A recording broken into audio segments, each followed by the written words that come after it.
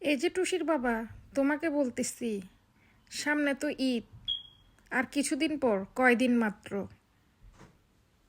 তোমার কি কোনো খবর আছে?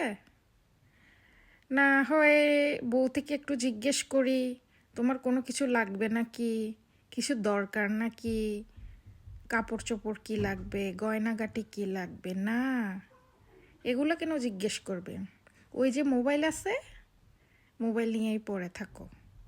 খাইতেও হবে না, ঘুমাইতেও হবে না, গোসলও করতে হবে না। বউয়ের আর দরকার কি? বউয়ের অভাব মোবাইল দিয়েই পূরণ করো। নাচ দেখো, গান দেখো, হ্যাঁ নাটক দেখো, যা ইচ্ছা তাই করো। আমার কোনো দরকার আছে তোমার? কোনো কিছু কিনেও দিতে হবে না, রেস্টুরেন্টেও নিয়ে যেতে হবে না। এই ঘর, এই ঘরের মধ্যে কোনো ঈদের আমেজও নাই, কিছুও নাই। তোমার মতো তুমিই থাকো। কি বলো তুমি? আমি না কিছুদিন আগে তোমাকে শাড়ি কিনে দিলাম, কয়েকটা সালোয়ার কামিজও তো কিনে দিলাম, ওগুলা কই?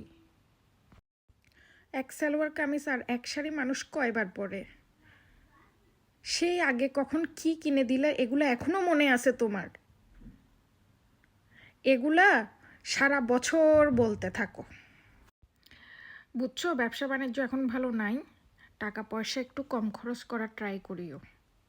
আমি কিছু চাইলেই তোমার খরচ। নিজে বন্ধুদের নিয়ে এখানে আড্ডা দাও, ওখানে আড্ডা দাও, বুড়া বয়সের ভীমরতি, তখন তোমার টাকা খরচ হয় না, শুধু বউয়ের বেলায় টাকা খরচ হয়। যাও, তোমার থেকে আর কিছু চাইবও না আমি। আর ঈদের দিন কোনো কিছু রান্নাও করতে বলবে না আমাকে। আরে তুমি খরচ না করলে কে করবে? তুমি তো আমার একমাত্র বউ। ওই যে আলমারিতে 15,000 টাকা আছে, ওগুলো নাও। আর ঈদের দিন কিন্তু স্পেশাল রান্না চাই, তোমার হাতের রান্না যা মজা। লাইনে আসছো এবার, এভাবেই তোমাকে টাইট দিতে হয়।